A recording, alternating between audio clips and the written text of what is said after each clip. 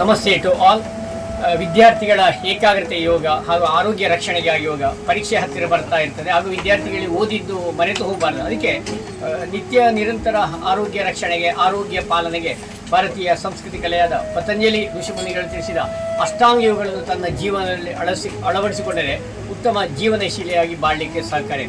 ಕೆಲವೊಮ್ಮೆ ಯೋಗ ಮಾಡಲಿಕ್ಕೆ ಆಗ್ತಾ ಇಲ್ಲ, ಎಕ್ಸಸೈಸ್ ಮಾಡಲಿಕ್ಕೆ ಆಗ್ತಾ ಇಲ್ಲ, ವಾಕಿಂಗ್ ಹೋಗ್ಲಿಕ್ಕೆ ಆಗ್ತಾ ಇಲ್ಲ, ಜಿಮ್ ಮಾಡಲಿಕ್ಕೆ ಆಗ್ತಾ ಇಲ್ಲ, ಫಿಸಿಯೋಥೆರಪಿ ಮಾಡಲಿಕ್ಕೆ ಆಗ್ತಾ ಇಲ್ಲ. ಅಂಥವರಿಗೆ ಭಾರತದ ಸಂಸ್ಕೃತಿ ಕಲೆಯಾದ ಮುದ್ರಾ ಯೋಗ ಸಹ ಬಹಳ ಸಹಕಾರಿಯಾಗ್ತದೆ. ಅದು ಪ್ರಯೋಜನ ಒದಗಿ ಬರ್ತದೆ. ಅದರಲ್ಲಿ ಯಾವೆಲ್ಲ ಮುದ್ರೆ ಮಾಡ್ಬೋದು? ಏಕಾಗ್ರತೆಗೆ ಕಾನ್ಸಂಟ್ರೇಷನ್. ಆರಂಭದಲ್ಲಿ ಪ್ರಾಣ ಮುದ್ದೆ ಮಾಡಬೇಕು. ಕೈಯನ್ನು ಮಂಡಿ ಮೇಲೆ ಇಟ್ಟು ಓಂ ಹಿರಣ್ಯ ಗರ್ಭಾಯ ನಮಃ ಅಂತೇಳಿ ಒಂದು 5 ನಿಮಿಷ ಮಾಡಿ ಸಾಕು. ಆಮೇಲೆ ಬಹಳ ಪ್ರಾಮುಖ್ಯವಾದ ಮುದ್ರೆ ಇದು ಹೆಬ್ಬೆರಳು ಮತ್ತು ತೋರು ಬೆರಳು ತುದಿ ಅಗ್ರಭಾಗ. ಜ್ಞಾನ ಸರಸ್ವತಿ ಮುದ್ರೆ, ಅರಾಳ ಮುದ್ರೆ. ನಮ್ಮ ಬ್ರೈನಿನ ಅಧಿದೇವತೆ ನಾವು ಸರಸ್ವತಿ ಹೇಳ್ತೇವೆ. ಐಂ ಹ್ರೀಂ ಐಂ ಹ್ರೀಂ ಓಂ ಸರಸ್ವತಿ ನಮಃ. ಐಂ ಹ್ರೀಂ ಐಂ ಹ್ರೀಂ ಓಂ ಸರಸ್ವತಿ ನಮಃ ಅಂತೇಳಿ ಮಂತ್ರವನ್ನು 108 ಬಾರಿ ಪಠಿಸಬೇಕು ವಿದ್ಯಾರ್ಥಿಗಳು.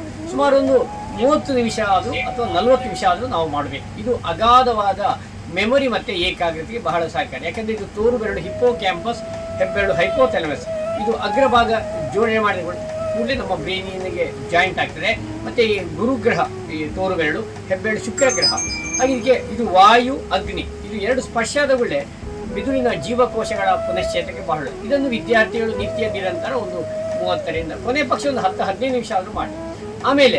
ಆಮೇಲೆ ಹಾಕಿನಿ ಮುದ್ರೆ ಅಂತ ಹೇಳಿದ್ರೆ, ಯಾಕೆಂದರೆ ನಮಗೆ ಓದಲಿಕ್ಕೆ ಕೆಲವೊಮ್ಮೆ ಉದಾಸೆ ಆಗುತ್ತೆ, ಪೋಸ್ಟ್ಪೋನ್ ನೇಚರ್, ನಾಳೆ ಮಾಡೋಣ ನಾಡ್ದು ಮಾಡೋಣ ಅಂಥವರಿಗೆ ಮುದ್ರೆ ಹಾಕಿನಿ ಮುದ್ರೆ.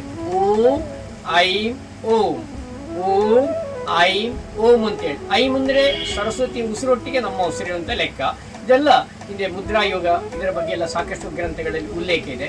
ಎಲ್ಲ ಮಾಡಿ ಕೊನೆಯಲ್ಲಿ ವಿದ್ಯಾರ್ಥಿಗಳು ಪ್ರಾಣಮುದ್ರೆ. ಇನ್ನೊಮ್ಮೆ ಹೇಳ್ತೀನಿ, ವಿದ್ಯಾರ್ಥಿಗಳ ಏಕಾಗ್ರತೆಗೆ, ಕಾನ್ಸಂಟ್ರೇಷನ್ಗೆ, ಆರೋಗ್ಯ ರಕ್ಷಣೆ ಪಾಲನೆಗೆ ಮುದ್ರಾ ಯೋಗದಲ್ಲಿ ಇದು ಸಹಕಾರಿಯಾಗ್ತದೆ. ಪ್ರಾಣಮುದ್ರೆ 5 ನಿಮಿಷ. ಆಮೇಲೆ ಜ್ಞಾನ ಸರಸ್ವತಿ ಮುದ್ರೆ, ಅರಾಳ ಮುದ್ರೆ, ಚಿನ್ಮುದ್ರೆ. ಕೈಯನ್ನು ಮಂಡಿ ಮೇಲೆ ಮುದ್ರೆ ಯಾವ ಹೊತ್ತಿ ಮಾಡೋದು, ಸಂಶಯ ಇದ್ದರೆ ಒಮ್ಮೆ ಗುರುಮುಖಿಯನ್ನು ಕಲಿತು ಮಾಡೋದು ಒಳ್ಳೆಯದು. ಐಂ ಹ್ರೀಂ ಓಂ ಸರಸ್ವತಿ ನಮಃ ಅಂತೇಳಿ ಈ ಮುದ್ರೆಯನ್ನು ಮಂತ್ರ 108 ಬಾರಿ ಪಡಿಸಬೇಕು. ಒಂದು 30 ನಿಮಿಷ ಅಥವಾ 20 ನಿಮಿಷ ಅವರು ಮಾಡಬೇಕು. ಮತ್ತು ಕೊನೆಯಲ್ಲಿ 10 ನಿಮಿಷ ಓಂ ಐಂ ಓಂ. ಮುದ್ರೆಯನ್ನು ಯಾವ ಹೊತ್ತಿಗೆ ಮಾಡೋದು, any time, anywhere, any place.